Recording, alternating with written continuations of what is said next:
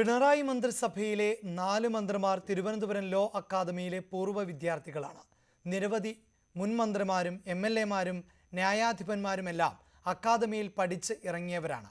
Law അക്കാദമിക്കെതിരെ സമരം ശക്തമായിട്ടും നടപടിയുണ്ടാകാത്തതിന് ഒരു കാരണം രാഷ്ട്രീയ ഭേദമന്യേ അക്കാദമി നടത്തിപ്പുകാർക്കുള്ള ഈ സ്വാധീന ശക്തിയാണ് എന്നാണ് സൂചന. പിണറായി മന്ത്രിസഭയിൽ അംഗങ്ങളായ കടന്നപ്പള്ളി രാമേന്ദ്രൻ, വി.എസ്. സുനിൽകുമാർ, കെ ശൈലജ, മേഴ്സിക്കുട്ടിയമ്മ എന്നിവർ ലോ അക്കാദമിയിലെ പൂർവ്വ വിദ്യാർത്ഥികളാണ്. അക്കാദമി വിദ്യാർത്ഥികളായിരുന്ന മുൻ മന്ത്രിമാരുടെ പട്ടികയും ചെറുതല്ല. Thiruvanchoor Radhakrishnan, V S. Sivakumar, P K. Abdurabb, Adoor Prakash, Kutty Ahammed Kutty, Mons Joseph, K Muraleedharan, M K. Muneer, K P. Rajendran, M. Vijayakumar, Raghuchandrapal, P S. Sujanapal, Binoy Viswam, M M. Hassan, K C. Venugopal, അന്തരിച്ച ജി. കാർത്തികേയൻ എന്നിവരെല്ലാം ലോ അക്കാദമിയിലാണ് LLB പഠനം നടത്തിയത്.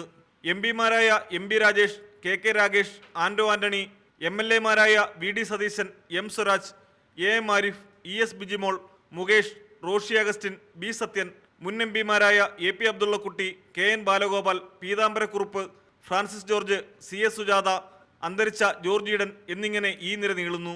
മുൻ എം.എൽ.എമാരും പ്രമുഖ നേതാക്കളുമടക്കം വേറെയും നിരവധി പൂർവ്വ വിദ്യാർത്ഥികൾ ലോ അക്കാദമിക്കുണ്ട്. നടൻ മുകേഷിനു പുറമെ ബാലചന്ദ്ര മേനോൻ, അന്തരിച്ച മുരളി, കവിയും ഗാനരചയിതാവുമായ അനിൽ പനച്ചൂരാൻ, നിർമ്മാതാവ് സുരേഷ് കുമാർ എന്നിങ്ങനെ സിനിമാ രംഗത്തും ലോ അക്കാദമിയിലെ പഠിതാക്കൾ കുറവല്ല.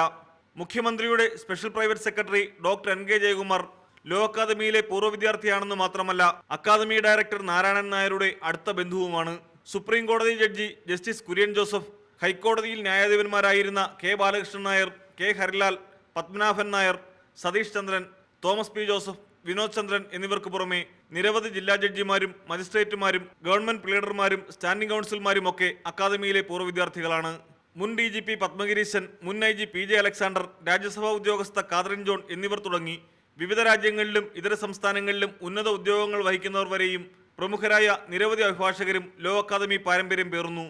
ലോ അക്കാദമിയുടെ സർവകലാശാല അംഗീകാരം ചോദ്യം ചെയ്യപ്പെടുമ്പോൾ സംശയത്തിന് നിഴലാകുന്നത് ഇവരുടെയെല്ലാം യോഗ്യത കൂടിയാണ്. വിവിധ രാഷ്ട്രീയ കക്ഷി നേതാക്കൾ ലോ അക്കാദമിയിൽ നിന്ന് പഠിച്ചിറങ്ങിയവരാണെന്നിരിക്കെ പിൻവാതിൽ പ്രവേശനവും ഇഷ്ടക്കാർക്ക് മാർക്കുദാനവും അടക്കമുള്ള ആരോപണങ്ങളിലും കാര്യമായ നടപടി ഉണ്ടാകാനിടയില്ല. പ്രദീപ് സി. നെടുമൺ, ന്യൂസ് 18, തിരുവനന്തപുരം.